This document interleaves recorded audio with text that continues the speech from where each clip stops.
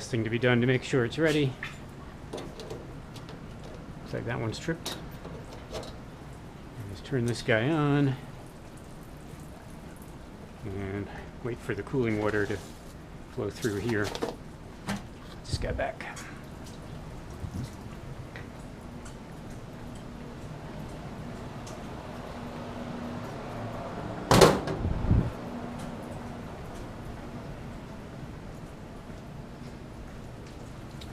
So while we were doing that, you can see that the Grignard reaction actually started. It's no longer yellow or orange. It's now this gray color and a little cloudy. If I stop that stirring, you can see that there are very fine bubbles in there. The magnesium surface is now reacting with the bromobenzene. So I'm going to turn off the heat. We don't really need it to be heated. I'm going to set that at 600. And I'm going to set this at a very slow drip rate, so that the remainder of the bromobenzene can add slowly. So just a drip, one drip, two drips, three drips. So that's a nice slow drip rate. And I'm just going to let the rest of that go in and continue to react. So a combination of smacking on the magnesium and heating it up a little bit accomplished what we needed. And we can stick a thermometer in there.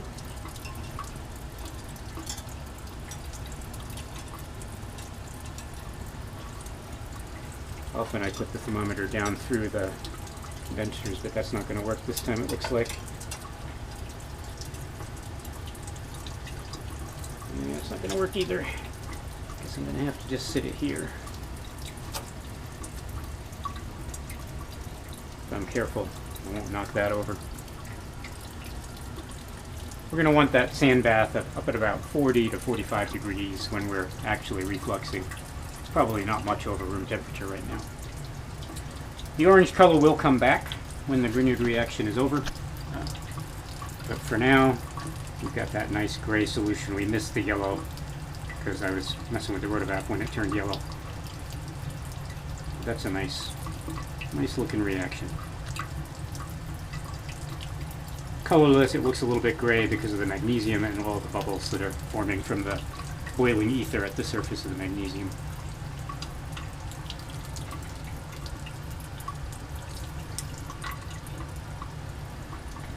Make sure my condenser is set, although it's not really refluxing yet. So we're up at about 35 degrees. Looks like the sand bath. Yep. Went pretty close to the boiling temperature of ether. There's a little bit of sand in between the bottom of the flask and the hot plate, so the temperature where the thermometer bulb is probably a little bit higher than the temperature where the ether is. So we get a nice little drip right there. I don't see anything dripping off the condenser yet.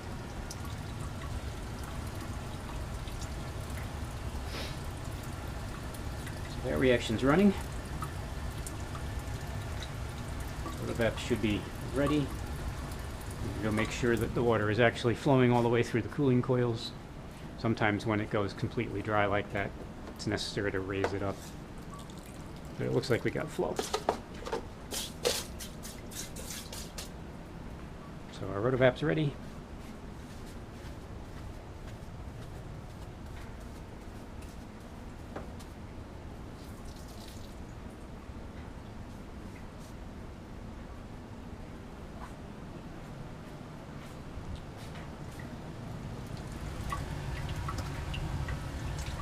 You can see it's starting to go a little kind of brownish in there. The color change is normal.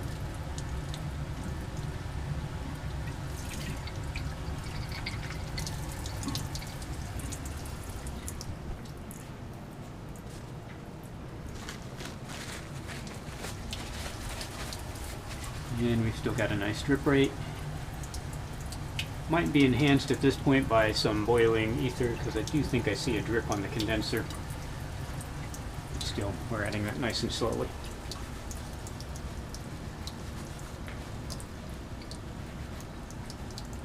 So I'm going to go and find the saturated ammonium chloride. It's going to be used for the reaction workup. It'll be in this cabinet over here. Sodium hydroxide, sodium chloride, sodium carbonate, hydrochloric acid, sodium citrate,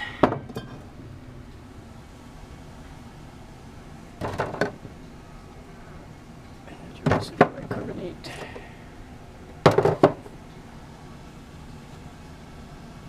usually bases up here and acids down below. Saturated ammonium chloride. There we go. And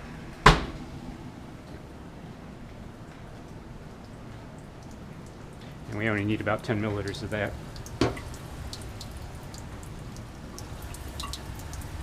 You see some colors coming back, and if I turn that stirrer off, you can see that it's boiling.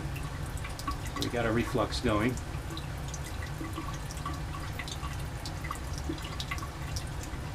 And even without heating the sand, that reflux would be maintained just by the heat of the reaction occurring. So I'm going to speed up the drip rate just a little bit.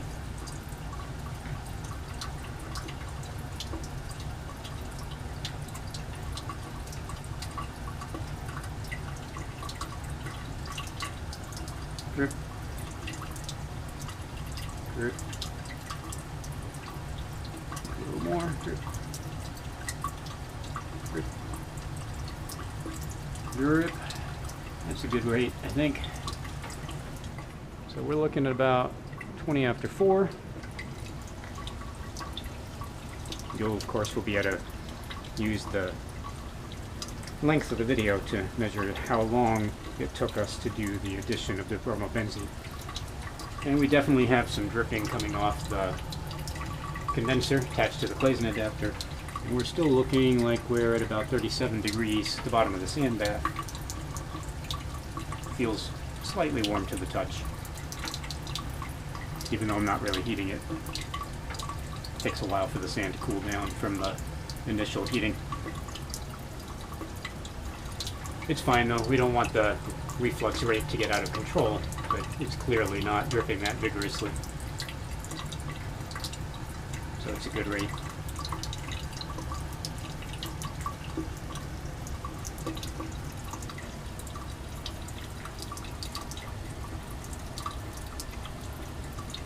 When we're done, we expect this to be kind of a darkish tan solution, slightly brown from the iodine. It's not absolutely necessary to have the iodine in there to run the Grignard reaction. Its advantage is that it tells you when the reaction has started by going from orange to that colorless kind of gray solution, so you can tell that it's taken off. And as I said, it helps react a little bit with the oxide coating at the surface of the magnesium to try to generate some fresh, clean surface. Many times when you're running a reaction like this in the research, you won't be running it under air at all. You would remove all the air with vacuum and then fill the flask with an inert gas like nitrogen or argon. And then often you'll flame dry, so you would actually apply a Bunsen burner flame to the outside of the glassware while it's under vacuum, and that would get all the water that's adhering to the surface of the glass to evaporate. Flame drying is a more effective way of removing all the water than drying in the oven, because even though I've transferred it directly to the desiccator, there's still moist atmosphere condensing on it as it's being moved.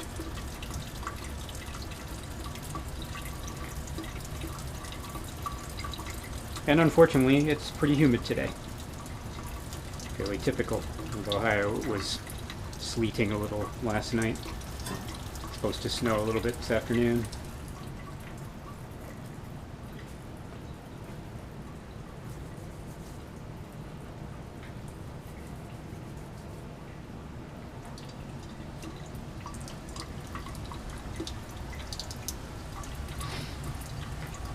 I could probably add the bromobenzene a little faster, but I don't have anywhere else to be today, so the slower addition will yield a better reaction. Does look like it keeps turning itself off though. Come back and the drip rate has slowed down.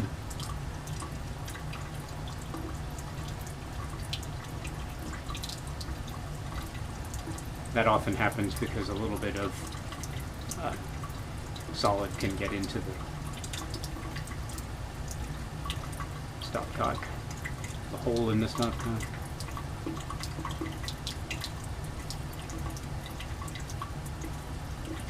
I've raised the drip rate to about a drop every second.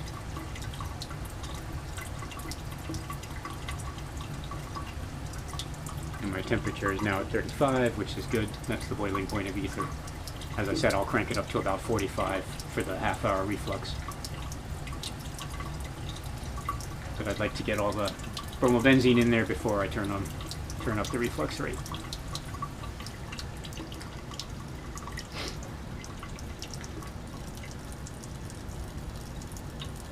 So I am going to measure that with a 1 ml syringe instead of with the 10 ml graduated cylinder. And while we're waiting, pull that syringe out. This one's been used previously, but plastic doesn't pick up a lot of moisture, so it should be fine. It's the one I used for the unknown alcohol.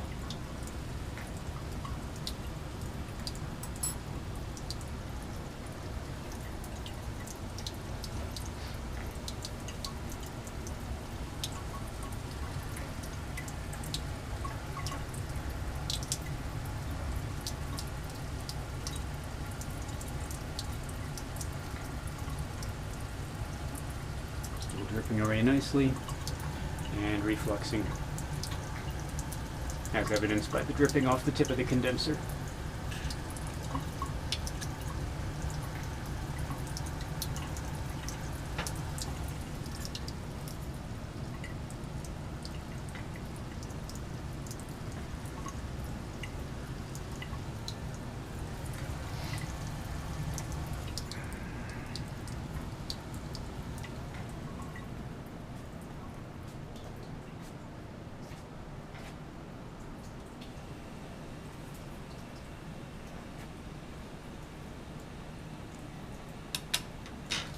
Looks like that's still loose, which is good. Usually I take that off when I'm going to store it for an extended period.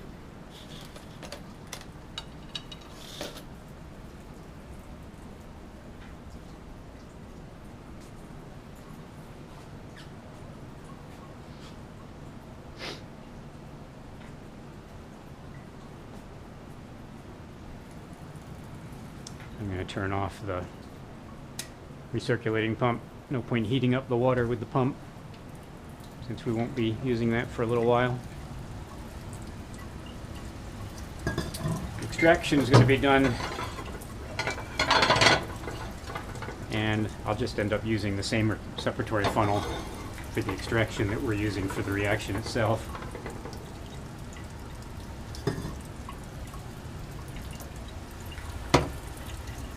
What we'll do when we're done is quench it with the 10 milliliters of ammonium chloride. That'll create 2 layers. We'll pull off that bottom water layer, transfer the ether to another flask, and then we'll extract that aqueous layer with 2 more 15 milliliter portions to make sure we get all of the material on there. And then it doesn't have it in the lab manual, but I'm going to wash that combined set of extracts with brine, saturated sodium chloride.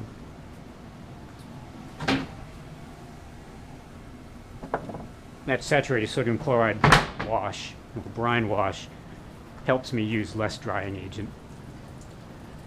And I guess I should have, while I was there, gotten the sodium sulfate drying agent.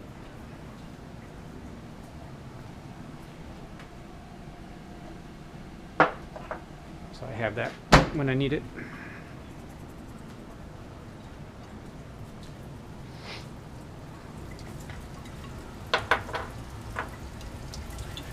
Dripping away.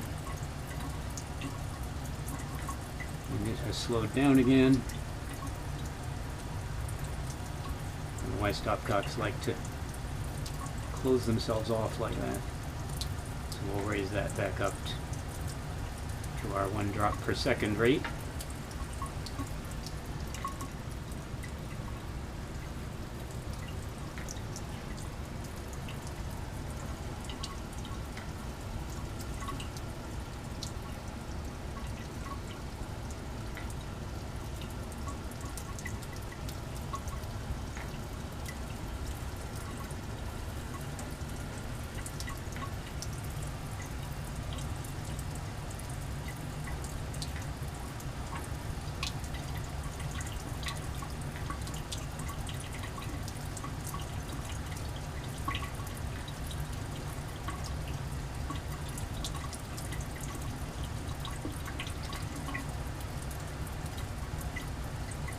The excitement is palpable.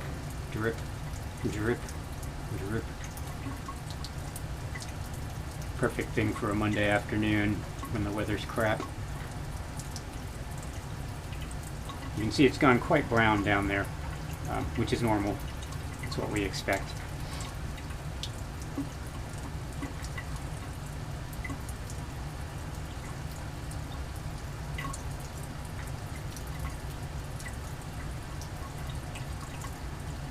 But we definitely went through that nice colorless kind of gray solution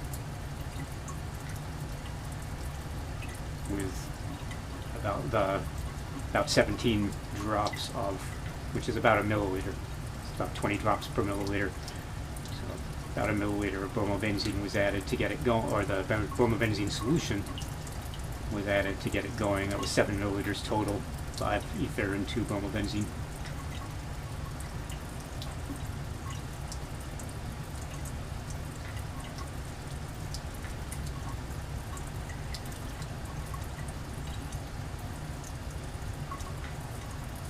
You see our thermometer's gone down to about 32, so we're below the boiling point of ether, but it's still boiling because of the heat being generated by the